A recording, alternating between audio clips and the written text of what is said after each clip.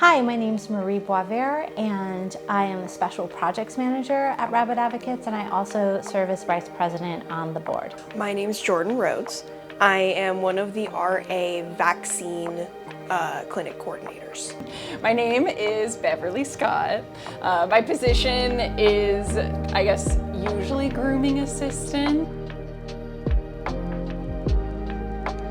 I have been with Rabbit Advocates for about 5 years. I think for about 2 years now. About like 3.5, 4 years now. Rabbit Advocates is an all-volunteer organization, and they do a lot. There's various branches of what they do.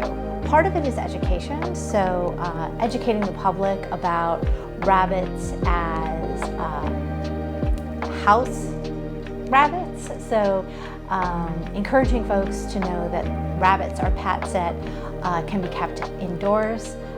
They're just as intelligent as cats and dogs, and can make great pets.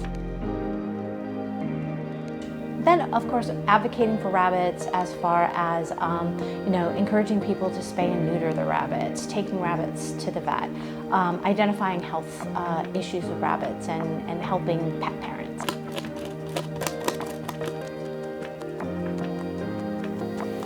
We were looking to foster during the pandemic, and we couldn't find anything through the Humane Society or any of the dog or cat rescues. He suggested bunnies, and that is how we just wound up with a foster bunny. And I fostered for about a year and a half, had a few, I adopted a few bunnies, did a hospice case through RA, and then now all I do is the vaccine clinic. I interacted with rabbits a decent amount here, just cleaning them, checking them out behaviorally, seeing if there's anything that we want to alert potential adopters about, and then just making sure that everything looks good medically too. And so I was doing that for a few months, and then I met Critter, who was my first rabbit. When I first got a rabbit, I had no idea what I was doing. I was so grateful for all of the resources that were on the website. So I'm here at Personal Beast with Rabbit Advocates at one of their spa day events.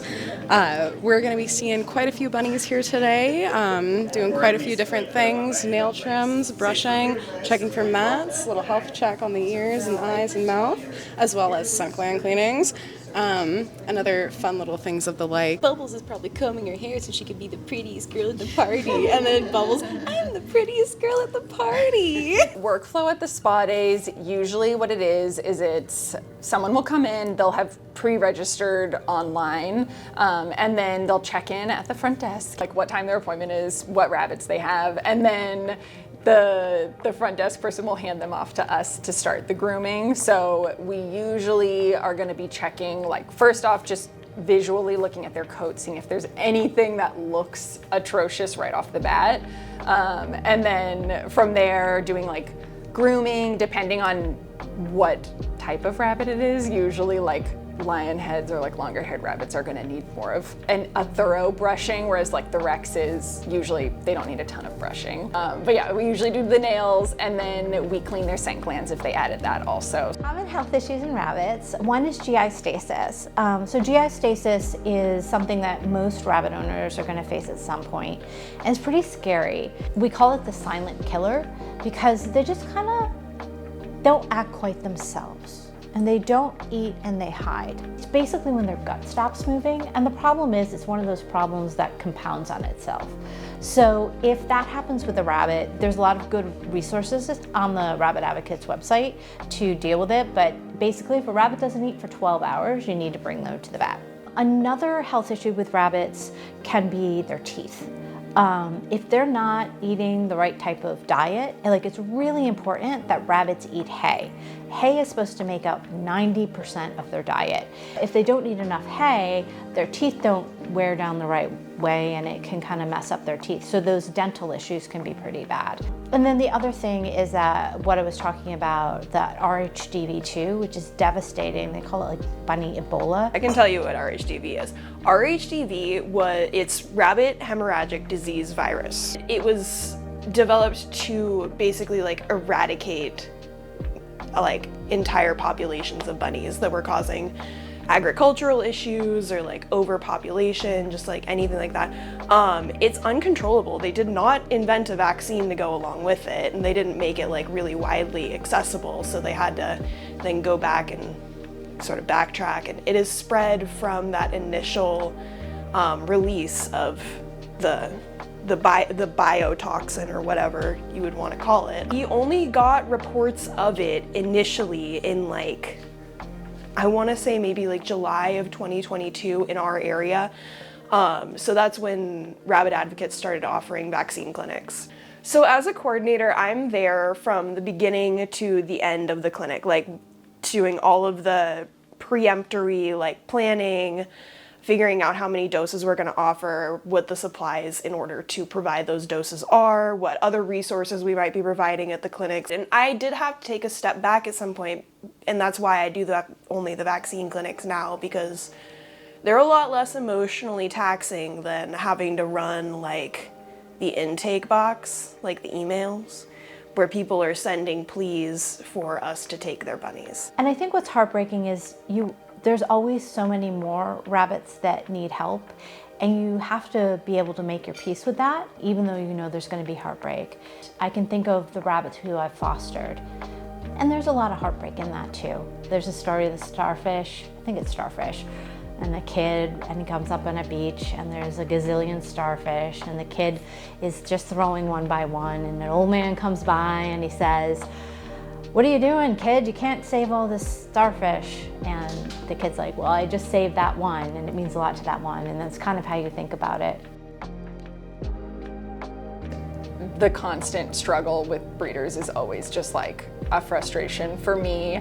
With rabbits especially, rabbits breed so fast, and our wait list of people who have rabbits that they're trying to rehome, up until recently, was like over 100 rabbits waiting on that wait list. And the number of rabbits that we take in at the Humane Society is just not enough to keep up with. Like, it would take us over a year to get through that many rabbits. We can't take everybody. We can't save every life, and we can't solve every problem. We can't do every rescue.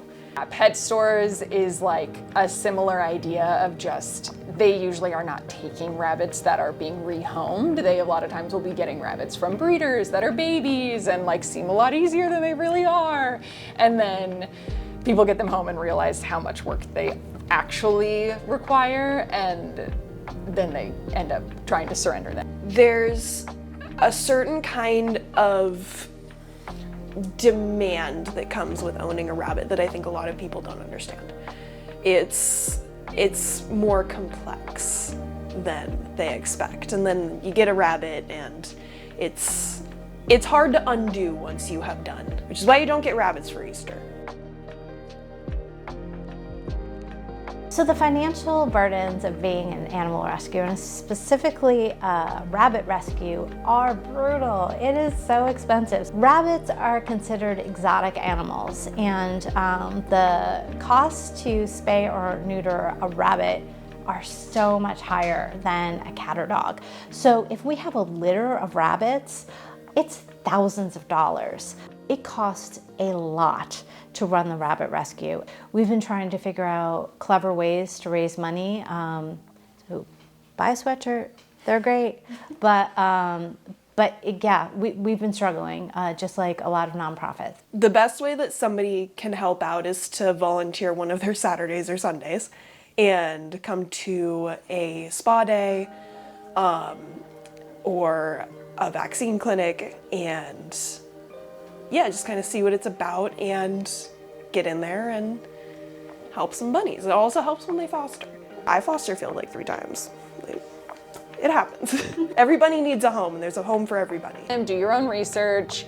It doesn't even have to be like super extensive. I mean, it absolutely can be if you want to, but I think even just like an hour or 2 of like reading about rabbits, it would be so helpful for so many people. If I had to describe rabbits in one word, they are silly. Sassy.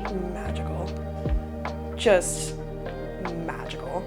Nothing like it. The best part of working with Rabbit Advocates is absolutely the bunnies. it can be a challenge to actually get through things to be able to do what you want to do sometimes. But like in the end, when you get people coming through with their bunnies and you know that you've helped that bunny, it feels really good. And they're also just very cute. So from the rabbit standpoint of like seeing the difference it has in the rabbit's life, that is the best thing ever. We choose to love these animals who are that much more sensitive.